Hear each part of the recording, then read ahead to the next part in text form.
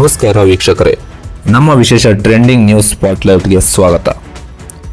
ರಾಜಕೀಯ ಒತ್ತಡಗಳು, ಬೆದರಿಕೆಗಳು ಮತ್ತು ಸಾಲು ಸಾಲು ವರ್ಗಾವಣೆಗಳು ಇವೆಲ್ಲವೂ ಸಾಮಾನ್ಯ ಅಧಿಕಾರಿಗಳನ್ನು ದಾರಿ ತಪ್ಪಿಸಬಹುದು.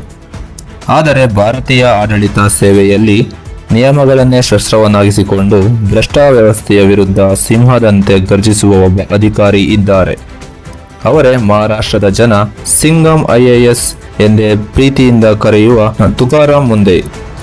ತಮ್ಮ 21 ವರ್ಷಗಳ ಸೇವೆಯಲ್ಲಿ ಬರೋಬ್ಬರಿ 25 ಬಾರಿ ವರ್ಗಾವಣೆಯಾಗಿದ್ದರೂ ಪ್ರಾಮಾಣಿಕತೆಯ ಹಾದಿಯಲ್ಲಿ ಒಂದಿಂಚು ಹಿಂದೆ ಸರಿಯದ ಈ ಅಧಿಕಾರಿಯ ಬಾಲ್ಯದ ಹೋರಾಟ, ಕಟ್ಟುನಿಟ್ಟಿನ ಆಡಳಿತ ಮತ್ತು ಸದ್ಯ ರಾಜ್ಯಾದ್ಯಂತ ಸೃಷ್ಟಿಸಿರುವ ಭಾರಿ ಟ್ರೆಂಡಿಂಗ್ ಕಾರ್ಯಾಚರಣೆ ಸಂಪೂರ್ಣ ವರದಿ ಇಲ್ಲಿದೆ.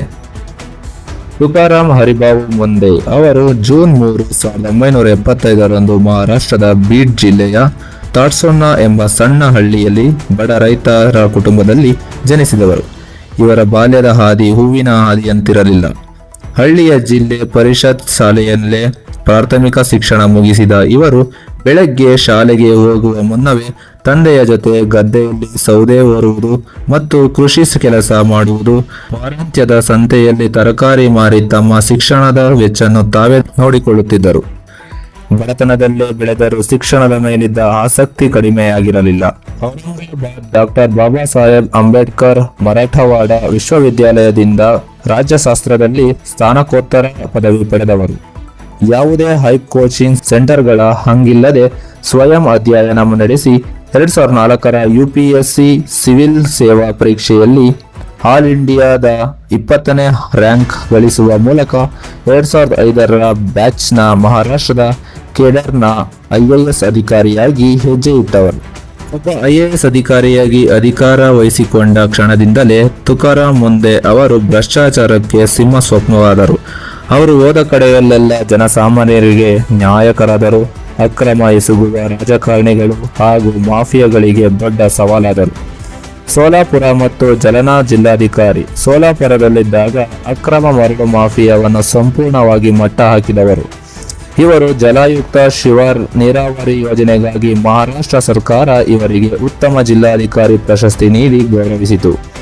ನವಿ ಮುಂಬೈ ಮಹಾನಗರ ಪಾಲಿಕೆ ನವಿ ಮುಂಬೈಯಲ್ಲಿ ಆಯುಕ್ತರಾಗಿದ್ದಾಗ ವಾಕ್ ವಿತ್ ಕಮಿಷನರ್ ಎಂಬ ವಿನೂತನ ಕಾರ್ಯಕ್ರಮ ನಡೆಸಿ ಸಾರ್ವಜನಿಕರ ಕುಂದುಕೊರತೆಗಳನ್ನು ನೇರವಾಗಿ ಆಲಿಸುತ್ತಿದ್ದರು.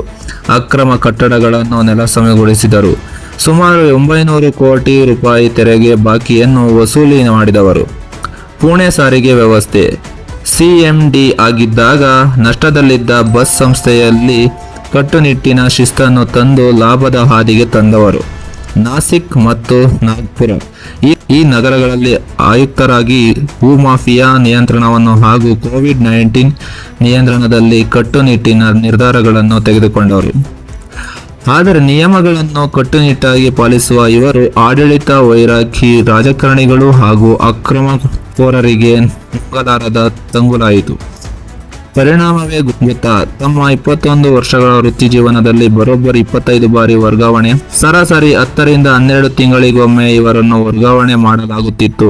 ಆದರೆ ಪ್ರತಿ ಬಾರಿಯೂ ಮುಂದೆ ಅವರನ್ನು ವರ್ಗಾಯಿಸಿದಾಗ ಸ್ಥಳೀಯ ನಾಗರಿಕರು ಮತ್ತು ಯುವಕರು ಬೀದಿಗಿಳಿದು ನನಗೆ ತುಕಾರಾಮ್ ಮುಂಡೆ ಅವರೇ ಬೇಕು ಎಂದು ಬೃಹತ್ ಪ್ರತಿಭಟನೆಗಳನ್ನು ನಡೆಸಿದ್ದು ಭಾರತೀಯ ಆಡಳಿತ ಶಕ್ತಿಯ ಇತಿಹಾಸದಲ್ಲಿ ಅತ್ಯಂತ ಅಪರೂಪದ ಸಂಗತಿಯಾಗಿತ್ತು. ಇನ್ನು ಪ್ರಸ್ತುತ ತುಕಾರಾಮ್ ಮುಂಡೆ ಅವರು ದೇಶಾದ್ಯಂತ ಮತ್ತೆ ಭಾರಿ ಸುದ್ದಿ ಮಾಡುತ್ತಿದ್ದಾರೆ. ಮಹಾರಾಷ್ಟ್ರದ ಆಹಾರ ಮತ್ತು ಔಷಧಿ ಆಡಳಿತ ಆಯುಕ್ತರಾಗಿ ಸೇವೆ ಸಲ್ಲಿಸುತ್ತಿರುವ ಇವರು ರಾಜ್ಯಾದ್ಯಂತ ನಕಲಿ ಹಾಗೂ ಕಲಬೆರಕೆ ಆಹಾರ ಮಾಫಿಯಾ ವಿರುದ್ಧ ಸಮರ ಸಾರಿದ್ದಾರೆ. ಕಳೆದ ಕೆಲವು ವಾರಗಳಲ್ಲಿ 1100ಕ್ಕೂ ಹೆಚ್ಚು ಹೋಟೆಲ್ಗಳು, ಬೇಕರಿಗಳು ಹಾಗೂ ಸಂಸ್ಥೆಗಳ ಮೇಲೆ ದಿಢೀರ್ ದಾಳಿ ನಡೆಸಿದರು. ಕೋಟಿಗಟ್ಟಲೆ ಮೌಲ್ಯದ ಕಳಪೆ ಆಹಾರ ಪದಾರ್ಥಗಳನ್ನು ವಶಪಡಿಸಿಕೊಂಡಿದ್ದಾರೆ. ನೈರ್ಮಲ್ಯ ಪಾಲಿಸದ 100 ಪ್ರಸಿದ್ಧ ರೆಸ್ಟೋರೆಂಟ್ಗಳ ಲೈಸೆನ್ಸ್ ರದ್ದುಗೊಳಿಸಲಾಗಿದೆ. ಅಷ್ಟೇ ಅಲ್ಲದೆ ಪ್ರಮುಖ ಬಾಲಿವುಡ್ ನಟರಿಗೂ ತಂಬಾಕು ಸಂಬಂಧಿತ ಜಾಹೀರಾತುಗಳ ವಿಚಾರಣೆಗಾಗಿ ನೋಟಿಸ್ ನೀಡಿ ಭಾರೀ ಸಂಚಲನ ಸೃಷ್ಟಿಸಿದ್ದಾರೆ. ನೋಡಿದ್ರಲ್ಲ ವೀಕ್ಷಕರೇ, ವರ್ಗಾವಣೆ ಬದಲಾಗಬಹುದು, ಆದರೆ ನನ್ನ ಕರ್ತವ್ಯ ಪ್ರಜ್ಞೆ ಬದಲಾಗುವುದಿಲ್ಲ ಎಂಬ ಮಾತಿಗೆ ಸಾಕ್ಷಿಯಾಗಿ ನಿಂತಿರುವ ತುಕಾರಾಮ್ ಮುಂಡೆ ಅವರು ಯಾವುದೇ ರಾಜಕೀಯ ಆಮಿಷ ಮತ್ತು ಅಥವಾ ಬೆದರಿಕೆಗೂ ಬಗ್ಗದೆ ಜನಸಾಮಾನ್ಯರ ಆರೋಗ್ಯ ಮತ್ತು ಕಾನೂನಿನ ರಕ್ಷಣೆಗಾಗಿ ನಿಲ್ಲುವ ಇಂತಹ ಅಧಿಕಾರಿಗಳು ಪ್ರತಿಯೊಂದು ಜಿಲ್ಲೆಗೂ ಅಗತ್ಯವಿದೆ. ತುಕಾರಾಂ ಮುಂದೆ ಅವರು ಈ ಪ್ರಾಮಾಣಿಕ ಪ್ರಯಾಣ ಪ್ರತಿಯೊಬ್ಬ ಭಾರತೀಯನಿಗೂ ಹಾಗೂ UPSC ಆಕಾಂಕ್ಷಿಕ ದಾರಿದೀಪ.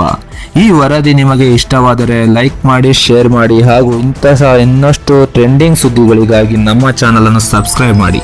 ಧನ್ಯವಾದಗಳು.